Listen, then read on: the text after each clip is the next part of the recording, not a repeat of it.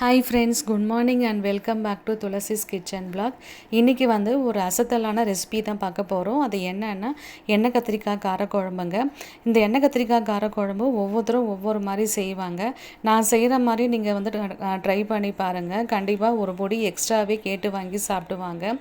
இந்த குழம்புடைய ஸ்பெஷல் என்னன்னா, நம்ம முந்தின நாள் நைட்டே ரெடி பண்ணிவிட்டு மறுநாள் நீங்கள் சாப்பிட்டீங்கன்னா அந்த குழம்பு டேஸ்ட்டு வேறு லெவலில் இருக்கும்.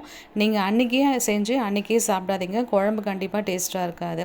இந்த குழம்பு நீங்கள் 1 வீக் கூட வச்சு சாப்பிட்லாம். வாங்க வீடியோக்குள்ளே போகலாம். நம்ம குழம்பு தாளிக்கிறதுக்கு நான் மசாலா ரெடி பண்ணிக்கிறேன். நல்லெண்ணெய் நான் 2 ஸ்பூன் சேர்த்துக்கிறேன். எண்ணெய் ஹீட் ஆகிடுச்சு. வெந்தயம் 1/4 ஸ்பூன். இது லைட்டாக நம்ம ரோஸ்ட் பண்ணி எடுத்துக்கலாம். மிதமான தீயில் வச்சுக்கோங்க. ரொம்ப ஹை ஃப்ளேமில் வைக்க வேண்டாம். 2 ஸ்பூன் கடலைப்பருப்பு, 2 ஸ்பூன் வேர்க்கடலை, அதையும் சேர்த்துட்டு லைட்டாக நம்ம அதோடைய கலர் லைட்டாக சேஞ்ச் ஆகணும். இது எல்லாமே லோ ஃப்ளேமில் வச்சு செய்யுங்க, இல்லைன்னா அடி பிடிச்சிக்கும், ஒரு மாதிரி கருக்கிடும் இந்த நம்ம சேர்த்துருக்க அந்த இன்க்ரீடியன்ட்ஸ்லாம். கூடவே தனியா 2 ஸ்பூன் சேர்த்துக்கிறேன். அதையும் சேர்த்து நல்லா நம்ம ஃப்ரை பண்ணி எடுக்கணும். இது கூடவே 2 ஸ்பூன் நான் வெள்ளை எள்ளு சேர்த்துக்கிறேன். அதையும் சேர்த்து நல்லா ஃப்ரை பண்ணி எடுத்துக்கலாம். இப்போ 2 ஸ்பூன் அளவுக்கு தேங்காய் நான் சேர்த்துக்கிறேன். இது சேர்க்கும் போது கேஸ் ஆஃப் பண்ணிடுங்க. இந்த எண்ணெயோட ஹீட்லேயே தேங்காய் நல்லா லைட்டாக நம்ம ஃப்ரை பண்ணால் போதும். ரொம்ப நம்ம வதக்க வேண்டாம், அவ்வளோதான். இப்போது இது நல்லா ஆற வச்சு ஃபைனாக நல்லா ஒரு பேஸ்ட்டாக நம்ம அரைச்சி எடுத்துக்கலாம்.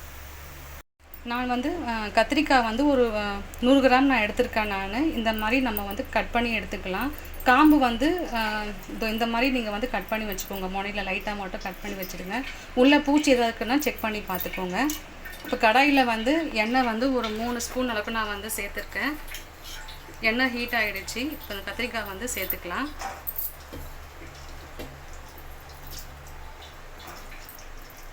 கத்திரிக்காய் இந்த எண்ணெயிலே நல்லா வதங்கி வரணுங்க. லோ ஃப்ளேமில் வச்சு நல்லா இது பண்ணலாம். அந்த எண்ணெய் இதுவெல்லாம் கத்திரிக்காய்க்குள்ளே நல்லா இறங்கணும். நல்லா கத்திரிக்காய் நல்லா கொஞ்சம் சாஃப்டாக ஆகிற வரைக்கும் கொஞ்சம் நல்லா வதக்கி இது பண்ணலாம்.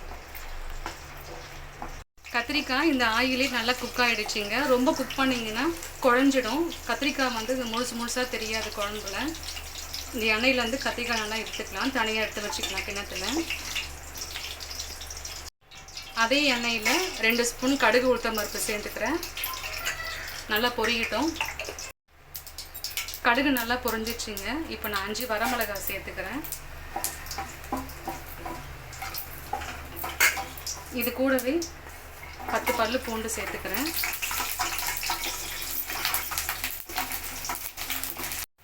ஒரு கையளவுக்கு சாம்பார் வெங்காயம் சேர்த்துக்கிறேன்.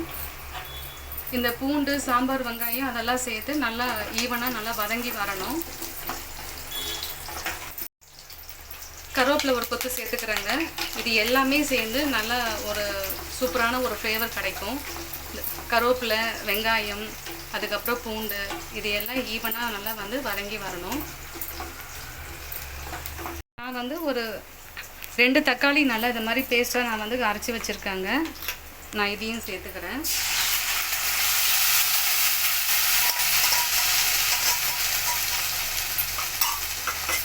தக்காளியோடைய பச்சை வாசனை போகிறதுக்கு நல்லா வதக்கி விட்டுடலாம். மஞ்சள் தூள் 1/2 ஸ்பூன். காஷ்மீரி மிளகாத்தூள் ஒரு 1.5 ஸ்பூன் நான் சேர்த்துக்கிறேன். இது எதுக்காகனா நல்லா ஒரு டார்க் கலர் கொடுக்கும். இந்த எண்ணெய் கத்திரிக்காயோடைய ஒரு மெயின் இதுவே பார்த்திங்கன்னா அதோடைய கலர் தான். இதெல்லாம் சேர்த்து நல்லா ஈவனாக மிக்ஸ் பண்ணி விட்டுடலாம். குழம்பு மிளகாத்தூள் நான் ஒரு 3 ஸ்பூன் சேர்த்துக்கிறேன். உங்களுக்கு காரம் எந்த அளவுக்கு வேணுமோ அதுக்கேற்ற மாதிரி சேர்த்துக்கோங்க. இதையும் சேர்த்து நல்லா ஈவனாக மிக்ஸ் பண்ணி விட்டுக்கலாம். புளி திக்காக நான் கரைச்சி வச்சுருக்காங்க, அதையும் சேர்த்துக்கிறேன்.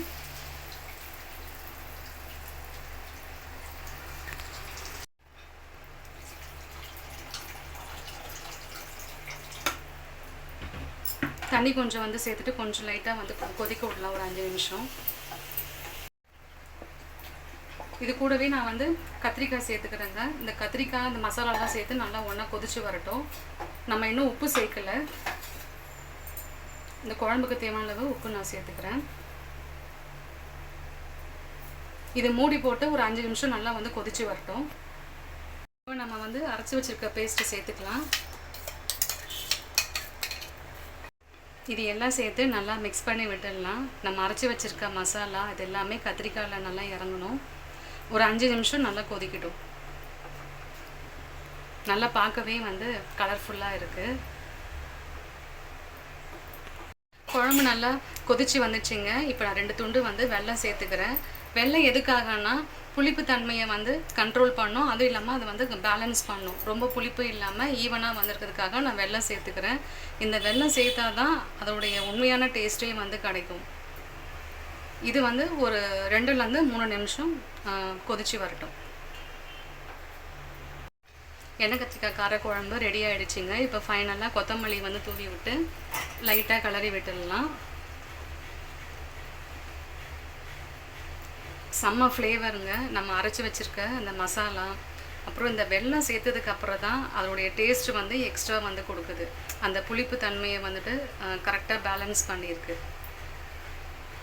முக்கியமாக என்னென்னா இந்த எண்ணெய் கத்திரிக்காய் காரக்குழம்பு நம்ம இன்றைக்கி சாப்பிட்றத விட அடுத்த நாள் நம்ம வந்து வச்சு சாப்பிட்டா அதோடய டேஸ்ட் வந்து எக்ஸ்ட்ரா வந்து கொடுக்கும். இப்போ சாப்பிட்டீங்கன்னா கண்டிப்பாக அது வந்து டேஸ்ட் அந்தளவுக்கு வந்து வராது. நம்ம மீன் குழம்புலாம் எப்படி வந்து முந்தின நாளே வந்து செஞ்சுட்டு நம்ம அடுத்த நாள் சாப்பிடுவோமோ சேம் அதே மாதிரி தான். கத்திரிக்காயில் வந்து அந்த மசாலா அந்த காரம் எல்லாமே வந்துட்டு நல்லா இறங்கிட்டு அந்த சாப்பிடும் போது ரியலாக சொல்கிற அவ்வளோ வந்துட்டு செம்மையாக இருக்கும். நம்ம மீன் குழம்பு சாப்பிட்ற அது ஒரு ஃபீல் வந்து கிடைக்கும். இப்போ நான் அடுப்பு ஆஃப் பண்ணிக்கிறேன். ஆஃப் பண்ணிவிட்டு இது கூட ஒரு எக்ஸ்ட்ரா ஃப்ளேவருக்கு நல்லெண்ணெய் 1 ஸ்பூன், 2 ஸ்பூன், 3 ஸ்பூன் இவ்வளோதான். இதை சேர்த்துட்டு எதுவுமே நம்ம கிளற வேண்டாம். அப்படியே நம்ம வந்துட்டு மூடி போட்டு வச்சிடலாம். அடுத்த நாள் வந்து சாப்பிடும்போது நல்லா செம்மையாக இருக்கும். இது வந்து ஒரு 3 நாள் கூட வந்து வச்சு சாப்பிட்லாம். எப்படி நம்ம வந்து மீன் குழம்புலாம் ஒரு 3 நாள் 4 நாள் வச்சு சாப்பிடுவோமோ சேம் அதே மாதிரி இந்த எண்ணெய் கத்திரிக்காய் காரக்குழம்பு நம்ம வச்சு சாப்பிட்லாம். வெறும் சாப்பாடு கூட வந்து இல்லாமல் இட்லி தோசை கூட வந்து சாப்பிடும்போது உண்மையிலே செம்மையாக இருக்கும். கண்டிப்பாக நீங்கள் ட்ரை பண்ணி பாருங்கள். நீங்கள் ஒவ்வொருத்தரும் ஒவ்வொரு மாதிரி வந்து செய்வாங்க எண்ணெய் கத்திரிக்காய் காரக்குழம்பு. நான் என்னுடைய ஸ்டைலில் வந்து நான் செஞ்சுருக்கேன். கண்டிப்பாக இந்த வீடியோ உங்களுக்கு பிடிச்சிருந்ததுன்னா லைக் பண்ணுங்கள், கமெண்ட் பண்ணுங்கள், சப்ஸ்கிரைப் பண்ணுங்கள், மறக்காமல் வந்து கமெண்ட் பண்ணுங்கள். நீங்கள் கொடுக்குற ஃபீட்பேக்கு தான் நான் அடுத்தடுத்து வந்து எனக்கு ஒரு மோட்டிவேஷனலாக வந்து இருக்கும். கண்டிப்பாக வீடியோ வந்து நீங்கள் லைக் பண்ணுங்கள். கண்டிப்பாக இந்த டிஷ் நீங்கள் ட்ரை பண்ணி பாருங்கள்.